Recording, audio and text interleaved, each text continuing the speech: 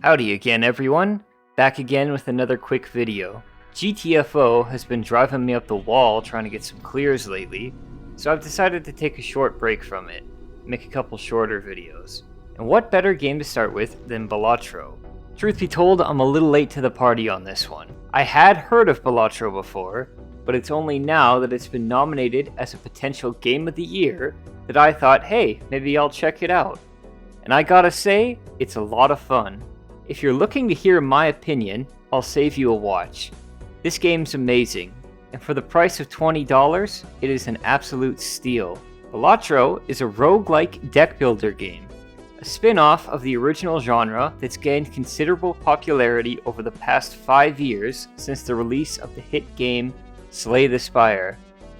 If you're not familiar with roguelikes as a genre, the games are designed to be beaten in 1 or 2 hours, with the hook being that every time you start a new game, the experience is completely different. This is done through random generation of the levels and items. Games like Spelunky, Risk of Rain, and The Binding of Isaac are all examples of a classic roguelike. Deck builder roguelikes revolve around a deck of cards that you draw and play from. Usually you edit your deck throughout your playthrough to go for a specific playstyle, fixing probabilities to accommodate whatever strategy you're going for. Balatro is unique in that the deck you get is a literal deck of 52 playing cards. The game is both incredibly simple and easy to play, yet infinitely complex in how you play it. So let's start with the simple. The game is divided into 8 levels, each with 3 rounds. Each round, you get dealt a hand of 8 cards, and from them, you must make a poker hand and play it to score points. For the unfamiliar, poker hands from best to worst are a pair of the same number, 2 pairs, 3 of a kind, a set of 5 cards that run in sequence, most often known as a straight, a set of 5 cards that share a suit, known as a flush, a pair and 3 of a kind, known as a full house, 4 of a kind, more often called quads, having a straight and a flush at the same time, and having the specific cards ace, king, queen, jack, and 10, all of the same suit is the best hand, most often known as a royal flush. If you have none of these hands, whatever you throw out, they will only count the highest card. Each hand has a value multiplier and a base number of chips you earn for playing it. In addition, each card in the hand adds its value to the chips. You play an 8, you get 8 chips added. Each round has a certain number of chips you need to make to pass. The challenge is that the number of hands that you can play is limited each round, so you need to be playing good hands. You do get some tools to help you get there. Firstly, you can discard up to 5 cards in your hand and draw cards equal to what you threw away. This lets you fix the odds somewhat, and being a standard 52 card deck, you can work out your odds of drawing and what you need relatively easy. In between rounds, you get taken to the store, where you can buy items and open card packs to add to your deck. The most basic pack just lets you pick from 3 playing cards and add 1 to the deck permanently.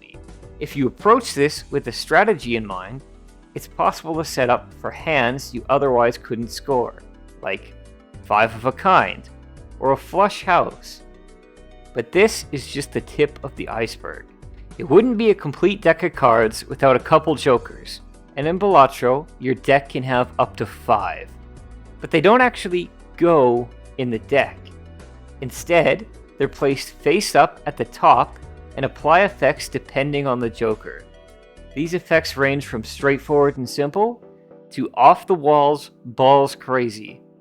For example, the basic joker adds 4 multiplier to every hand you play. Well, this guy here fucking kills another joker every round and then adds the murdered joker's value to a permanent multiplier. The fact that you can have up to 5 of these means things get pretty fucking insane. There's really no limitation on what you can do, but there are limitations to what you can do in one playthrough. So strategizing and replay is key. Want to go out on a single big hand? Maybe you want to focus on a single suit. Or maybe you just want to play high card every single time. If you get the right setup, anything is possible. But this is just the beginning. Your cards also come in multiple variants, and a lot of these variants stack. Every card also has the potential to have an addition and an enhancement. If you've done any collecting for a TCG, this is all probably sounding pretty familiar. First up are enhancements. These are the most common variants, and for the most part, their effects are simple. For the most part. Things like making the card worth more chips, making it count for any suit, or having it increase the total multiplier. On the more complex end, you have things like stone cards, which remove the value in suit and make it worth exactly 50 chips. Or lucky cards, that have a 1 in 5 chance of adding 20 to the multiplier. It says 1 in 5, it's gotta be way fucking lower than that. Like 1 in 20, I swear to God. Next up is the addition. Once again, these are pretty straightforward, but unlike enhancements, jokers also have an addition. For your beta male card player, we have holographic and foil cards that just add more chips and multiplier, and crease from mere exposure to air. For the alpha TCG enjoyer, we have polychrome and negative, multiplying the multiplier and increasing the number of jokers you can have respectively. When you get a negative card, there's virtually no reason not to pick it up, regardless of what else you're choosing from. Finally, we have seals. There's 4 of them, and they all have unique effects and triggers. The gold seal makes fat stacks whenever the card gets played. The red seal causes the card to trigger twice from any effect, the most common of which is simply doubling its score, but there are some unique ways to use it. The last 2 seals are a lot more complex, and to go into them, we gotta peel another layer of complexity back yet. On top of playing cards, there are also 3 consumable card types. Tarot cards consist of the 21 major arcana and have an incredibly random variance of effects. They can be held onto if bought in the store, or used immediately if opened in a pack. The effects range from changing a card suit to creating a random joker, to straight up destroying a couple of your cards. Planet cards, on the other hand, are a lot more simple. Each planet represents a poker hand. Using that card makes that hand better permanently. If you're lucky, you can get the same planet multiple times and exponentially increase the value of certain hands. Lastly are the spectral cards. For the most part, these are pure insanity. It's the rarest card type, and its effects are best described as give and take. Make every card in your hand the same suit, but the suit is random. Make a joker in your hand polychrome, then destroy every other one. Cards for the true gamblers. Using these tools, your goal is to make the maximum amount of points you can each round. And that's the core of the game, really. If you beat the last round of the 8th level, you win. It sounds simple, but it only takes a few rounds for the amount of chips you need to be so high that it's impossible to beat without utilizing everything. A royal flush gives you 1200 chips when played. The standard final round requires you to get 100,000 chips. The strategy to reach that is where the real complexities start. Now that we've covered everything you can arm yourself with, there's still one more layer to this game: the blinds. Every round of the game has a blind. Every 3rd round, you get what's called a boss blind that adds a single rule to that current round. This rule can range from not even realizing there's a rule in place to absolutely crippling your entire run right on the spot. Things like certain suits are worth nothing, you draw face cards face down, and of course, being forced to score the entire pot in one hand. The worst of which, by far, is the arm, which permanently cripples whatever hand type you play. On the 8th ante specifically, there are 5 final boss antes you can get stuck with, and once again, they are not made equal. Being made to sell a joker can end some runs, but being made to score triple the normal amount, is near impossible to beat. It's a lot of pieces in motion, but it really boils down to just playing poker hands and getting that sweet, sweet dopamine as number go big. It always starts small, but it does not take long for things to grow exponentially. Every run plays differently, but they tend to follow the poker mentality. You can give yourself an edge, make smart plays, and crunch the numbers, but ultimately, you're just a slave to the RNG. You can get all the flushes you want, but if you don't get any flush jokers, you're losing on ante 5. Some would call this unfair, but I live for this shit. Look at this run for example. After the first blind, I get the hack. He's kinda shit by himself, but there's a setup you can do for high card with him. So I grab him and hope to get lucky. The very next blind, I go down to my final hand, trying to make the score. So as far as I'm concerned, this run's already fucked. The green joker's in the store, which rewards consecutive plays without discarding, but without playing a few hands, it's basically worthless. I grab it anyway, thinking I'll either get lucky here or restart. Either way, I'm not very far into the run.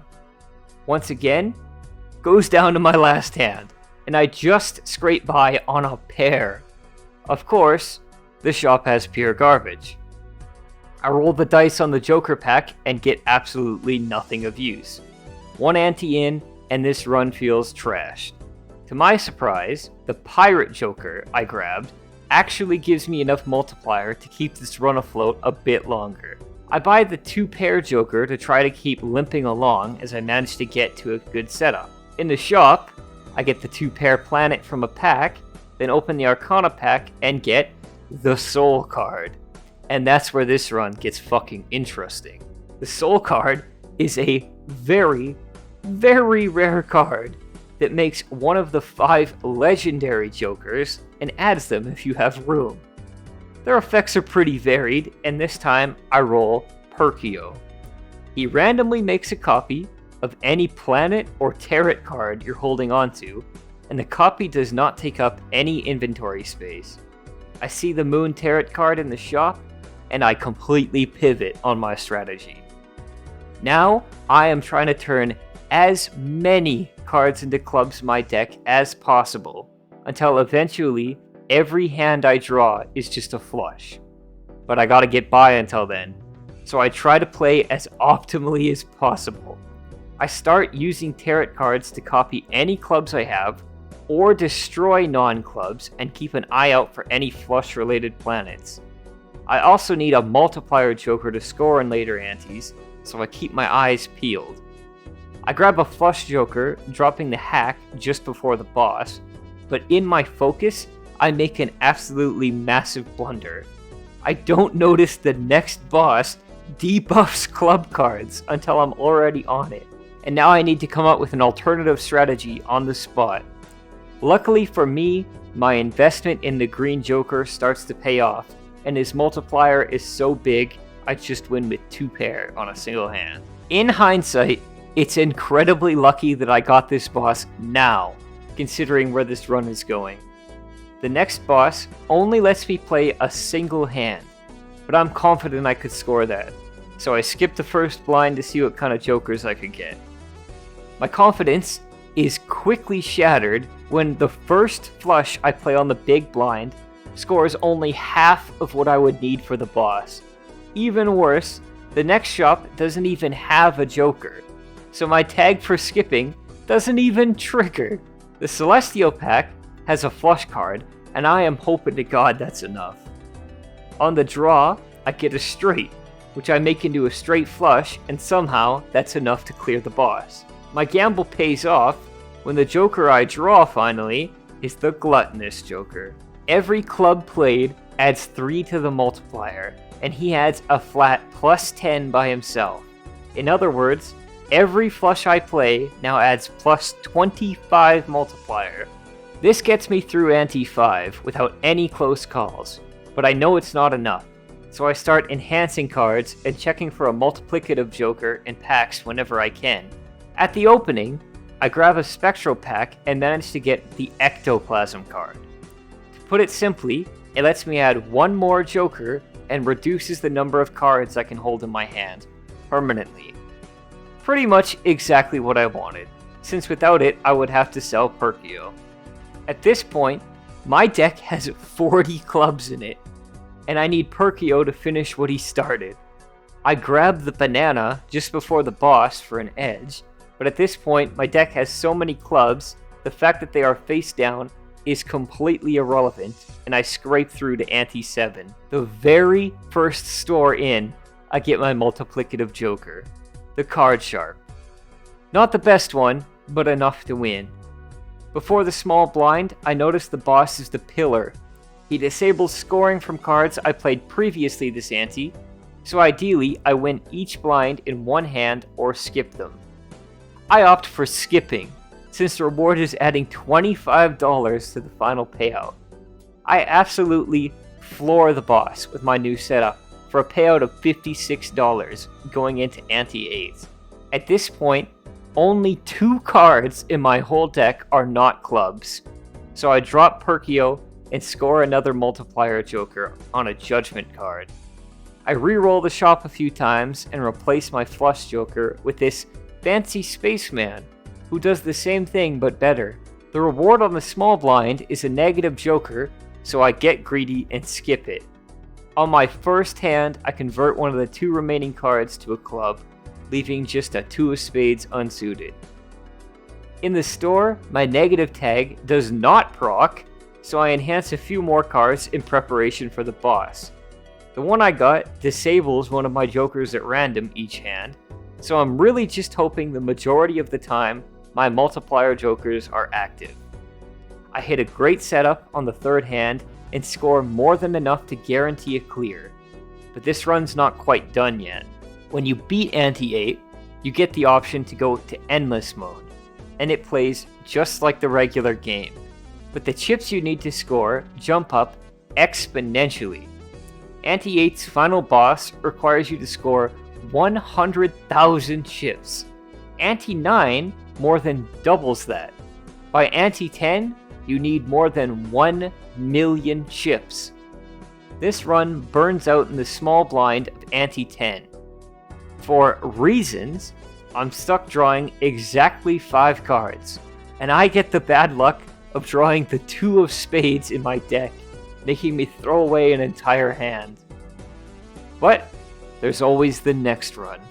The best thing about Balatro is that as soon as one run ends, you jump right back into the next one. It's an endless cycle of cheap dopamine hits. You don't understand how addictive that is. I play this when I'm supposed to be working. It's a single player game, and I got my friends to play it just so that I could watch them. You earn chips by playing poker. I don't know how to play poker. You don't know how to play poker? No. I thought you played Red Dead. Yeah, I don't know what I'm doing. I play Red Dead. I know how to ride a horse and dress like a cowboy and I'll play poker. Yeah, I can do 21. I can do blackjack. Earns a base amount of chips. You're gonna learn today. It's just as fun to watch the pieces in motion as it is to be the ones moving them. Some of the crazier runs are truly a sight to behold. So closing out, I'll share a few more of my own. In this first run, right off the first store, I get both jokers related to playing 2-pair, so I'm locked into a strategy. Since now all I need to do is make pairs, I grab 2 jokers purely for their ability to produce more tarot cards. I grab the Spaceman again to help upgrade 2-pair, and I get very, very lucky on how many times it activates. So far, pretty bland run, but things start to get interesting real quick. I get the baseball card from a spectral pack, and now my whole strategy shifts. I no longer care what the jokers I get do. I only care that they are uncommon rarity. I get the Tarot Jonkler himself, and since he's uncommon, I kick the extremely rare Bum out to make room. With just 2 uncommons, I'm scoring triple what I need in one hand, but this is just the beginning. In ante 4, I get the Marble Joker, who fills my entire deck with useless stone cards, but he's an uncommon, so I throw him in. I also get a negative joker to bring my current total up to 7 jongleurs. In the very next shop, I pull another soul card and get Yorick, who is in my opinion, the best one you can get. His multiplier goes up permanently every 20 some cards I discard, and there is no cap to how high you can get it. Using him, I beat the next boss with a single 2-pair. The very next store, I get an uncommon and negative joker. I don't even read it, I just throw it right in. On the spectral pack, I get the Ouija card and make a shitload of kings. So now every round, I just use up all my discards, play a single 2-pair, and win. By ante 6, that joker I didn't read is causing me to draw hands like this. Consistently. Just before the boss on ante 7, I get the stone joker in a very good stroke of luck, and now all the stone cards I've been accumulating, clogging up my deck with extras, now just give me more chips for simply existing. With all that, I score over 500,000 points in a single hand and banish the boss to the Shadow Realm. Just before the final boss on ante 8, I hit the Wheel of Fortune multiple times and make most of my jokers holographic. At this point, Yorick is multiplying my final score by 8 times, and even with the boss disabling a random joker, I score 900,000 in one hand.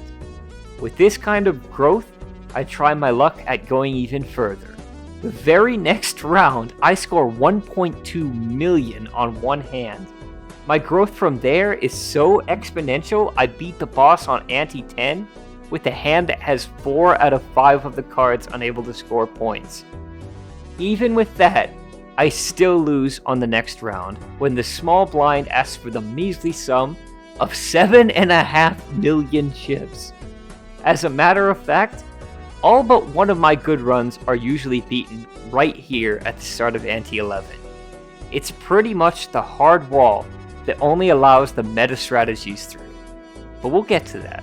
For this next run, I'm running the Spooky deck. Its whole gimmick is that spectral cards can now appear in the store, and you start with a copy of the Hex card. It lets you make your first joker you get polychrome, or instantly ruins a run depending on when you use it. The first store, I get Shoot the Moon, and right in this moment, I have decided what my strategy is. The goal is simple: discard until I have some queens, and then play high card. The run almost instantly fails when the boss disables the first 2 queens I draw, forcing me to improvise the round. On the last hand, I miraculously draw another queen and obliterate the boss with a pair. Right away, I start opening packs looking to add more queens. Unfortunately, I don't get a single one, but I do pick up a couple steel cards. Using these and a chariot, I get more than triple what I need for the ante. At the start of ante 3, this is my setup. The goal is to discard for as many queens as I can, play a single 6 on my first hand, which awakens my Jongleur third eye, and makes me a spectral card. Then I just play Ace's high card with 8s as a backup. On ante 3, I skip both blinds to get a double negative tag.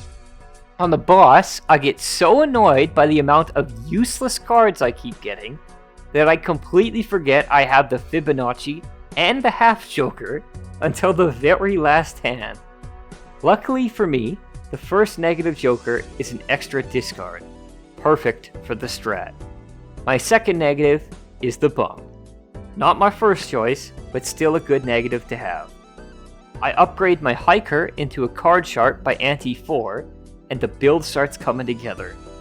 This pulls me through to ante 5, where I finally start getting some more queens.